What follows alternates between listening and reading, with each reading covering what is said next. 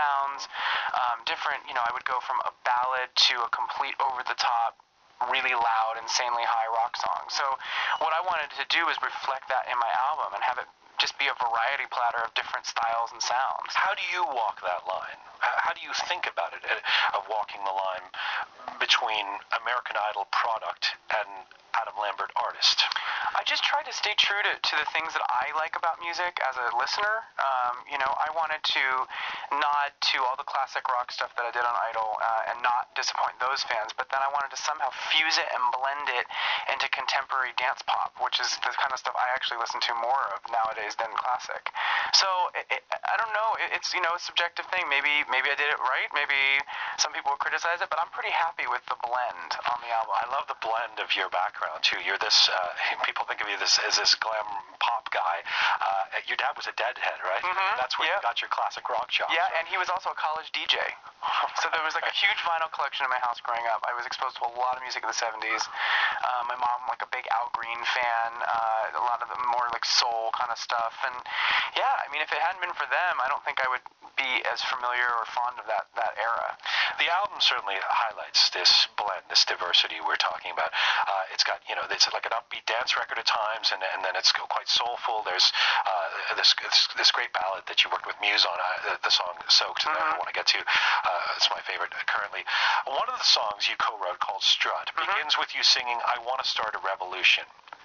What kind of revolution do you want to start?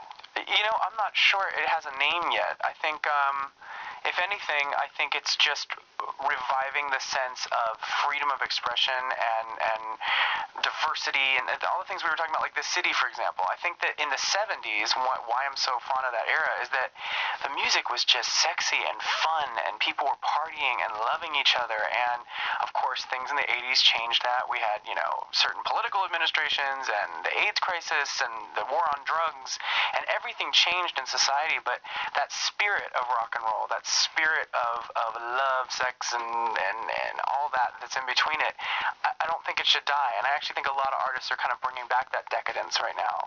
And so it was really important for me, especially on a song like Strut, which is grounded in like kind of a glam rock shuffled style beat. It was important for me to put that energy into that song. And that song in particular talks about letting it all hang out, owning it, feeling comfortable in your skin, and only then are you going to be able to find the love, and you're not going to be by yourself. Only then are you going to find that person. So the revolution is a return to a liberation that you perceive of the 70s? Yeah, in many ways. But with what we've learned since then, and my biggest thing is have fun, be free, don't hurt yourself or anybody else in the process. So there's that, a responsibility to your own. Well, a lot of people would argue that it wasn't easy to be out as a gay man in the 70s. That's true. Not that it's easy now necessarily, but you've never denied your sexuality. In fact, you came out on the cover of Rolling Stone magazine this past summer. And when you were talking to me last time, we talked about what you call the double standard toward overt gay male sexuality and entertainment. We were talking about the Britney Madonna kiss at the time. Do you feel that your being out, or the extent to which you are, is a revolutionary act?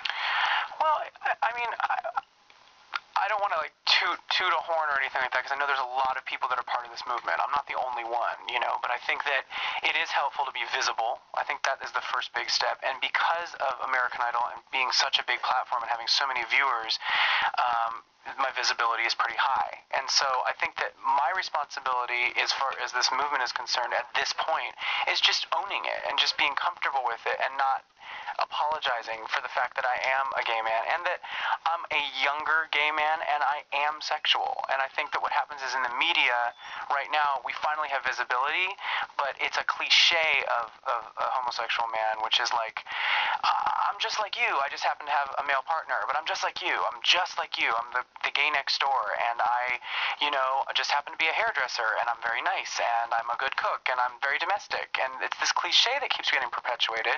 And luckily, it's letting people be more comfortable with the idea of what gay is and identifying as being gay. But the minute you show gay, or the minute you're an alternative, slightly more aggressive or over-the-top gay male, it freaks people out. So I just hope that in this movement of there being visibility for the gay community, that there's visibility of all different types of members of the gay community. We're not one guy.